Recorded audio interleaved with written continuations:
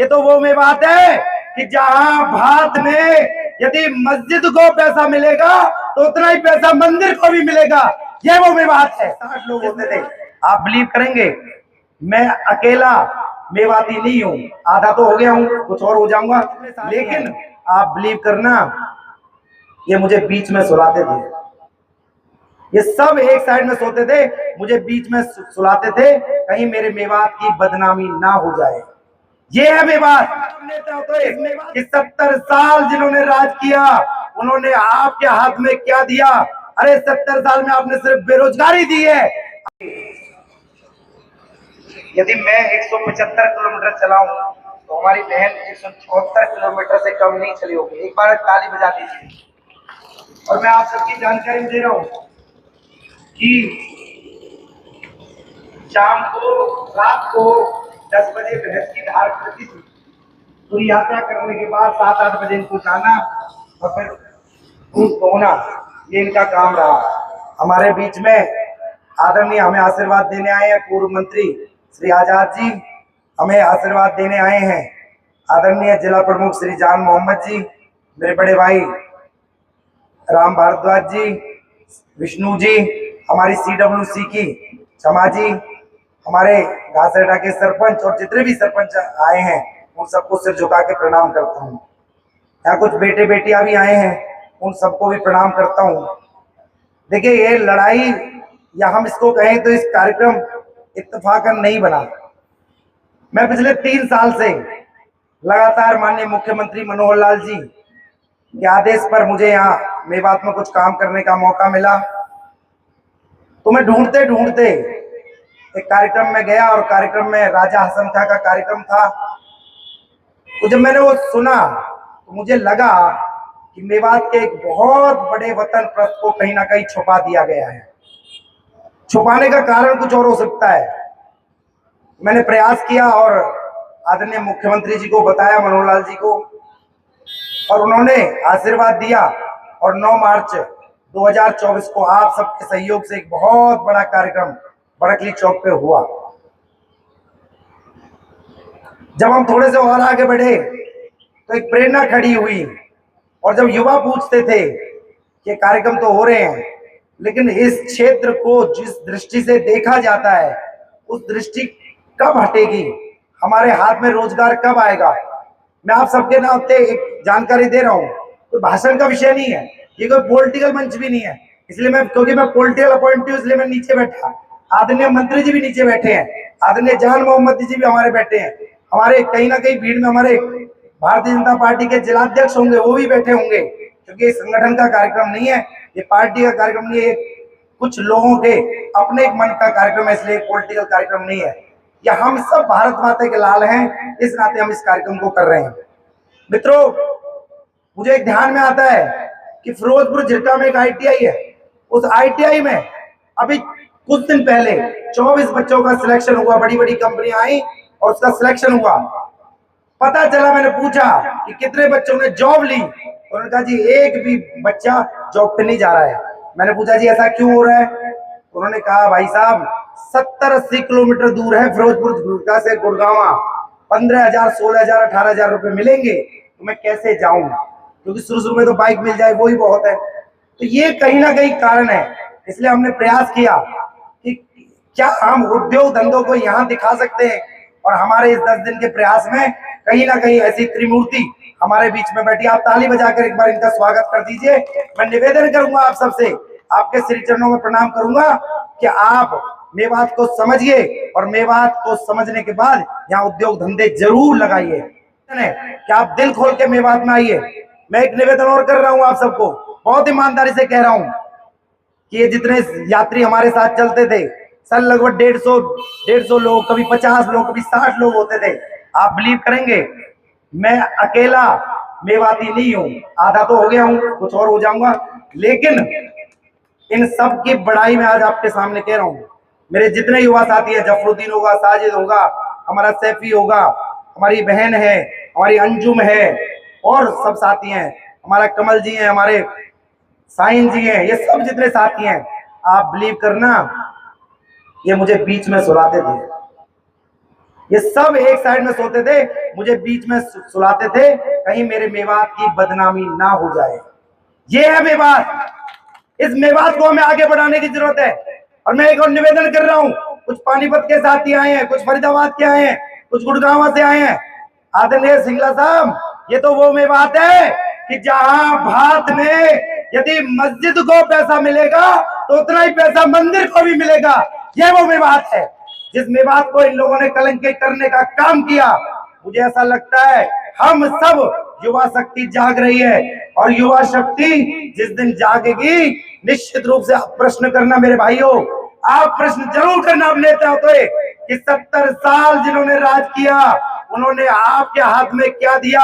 अरे 70 साल में आपने सिर्फ बेरोजगारी दी है, आपने शिक्षा दी है।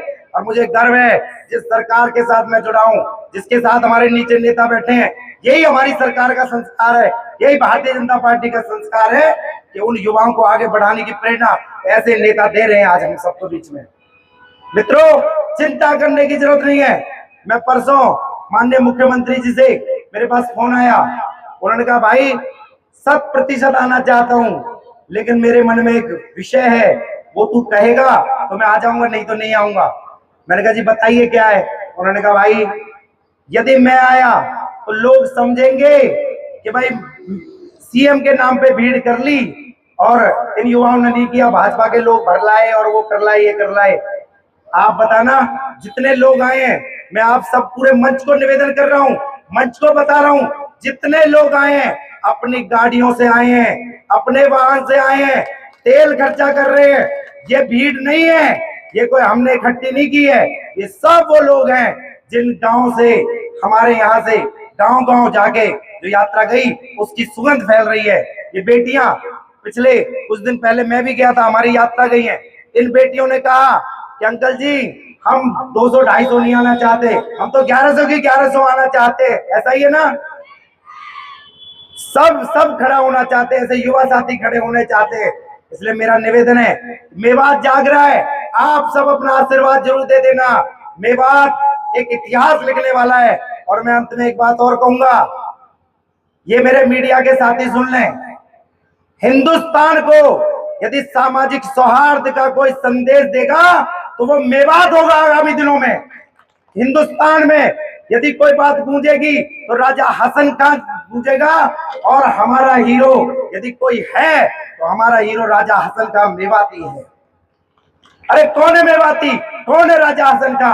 अरे वो राजा हसन का जिसने बाबर को भी सामने से अपना सीना दिखाया और कहा कि तूने मेरे वतन पे हमला किया है, इसलिए मैं तेरे खिलाफ हूं, और 12,000 मेवों के साथ अपनी शहादत दे दी।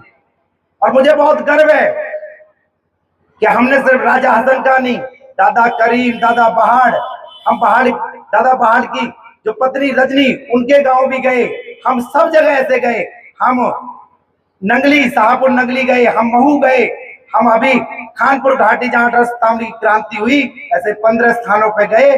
मुझे लगता है कि हम सब की तिलक लगा के आए हैं, और इन सब युवाओं ने एक प्रेरणा ली है। मुझे लगता है कि इस प्रेरणा का एक ही कारण बनेगा, और मैं आपके सामने घोषणा कर रहा हूं, मेरी टीम ने तय किया है, आप सबके सामने, मीडिया के सामने एक बात कह रहा हूं, भाइयों मिलकर मेवात को ठीक करना है। मेवात ऐसी जगह जो वतन प्रस्तों की धरती है, राष्ट्रभक्तों की धरती है, देशभक्तों की धरती है, इसको ऐसी किसी अन्य दृष्टि से देखने की जरूरत नहीं है। आइए हम सब मिलकर मेवात को ठीक करें, आइए मिलकर मेवात को विकास की तरफ लेके जाएं।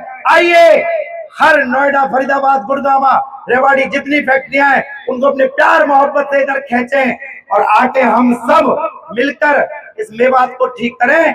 मुझे लगता है आप सबका आशीर्वाद मिलेगा, मीडिया के लोगों का आशीर्वाद मिलेगा, और आप सबका आशीर्वाद मिलेगा तो निश्चित रूप से हम सबको भी आशीर्वाद मिलेगा। और हम जिस इच्छा दृष्टि के साथ हम इसको लेके चल रहे हैं, हमारी टीम लेके चल रही है, जफरुद्दीन जिसका अध्यक्ष है, निश्चित रूप से हम उस मुकाम को हासिल करेंगे। एक टीम ने कुछ तय किया है, वो मीडिया के लिए होगा नहीं होगा ये नहीं हो सकता, लेकिन एक मन की बात आप सबके सामने कह सकता हूं मीडिया के बंधु, वो आप लिखें ना लिखें वो आपकी मर्जी है, लेकिन मन में एक टीज है, एक भाव है, वो आप कैसे बयान करेंगे, ये मेरा विषय नहीं है, ये हमारी टीम का विषय है। मैं कोई घोषणा नहीं कर रहा हूं, लेकिन एक लक्ष्य हमने अगली बार कुछ बनाया है। हमने 100 गांव में गए हैं, लगभग हर गांव से 2-2, 4-4 युवाओं ने रजिस्ट्रेशन कराया है। हम रोजा खत्म होगा 15-18 मार्च के आसपास 2026 में, तब हमारे साथी एक दल निकलेगा और वो प्रधानमंत्री मोदी के पास जाएगा। और फिर हम प्रधानमंत्री मोदी को प्रदर्शन करने नहीं जा रहे हैं, वहां हम न्योता देने जा रहे हैं कि प्रधानमंत्री जी आप आइए और मेवात की तहजीब देखिए, मेवात की महान विरासत देखिए, महान सांझी विरासत देखिए, आप आइए मेवात में। और हम सब एक और विषय, मैंने एक प्रयास किया था लगभग 4-3 साल पहले, राजा हसन खां का एक विषय आप सबने, फजरुद्दीन बेशर और ये सब जितने पत्रकार साथी हैं उन्होंने खूब पीठ थपथपाई थी। तब मैंने 10 फुट की एक प्रतिमा अपने बड़कली चौक पे हमने प्रयास पूर्वक लगवाई थी। अब एक और तय किया है कि अब राजा हसन का मेवात का शेर और मेवात का आदर्श और मेवात का प्रतीक बनेगा।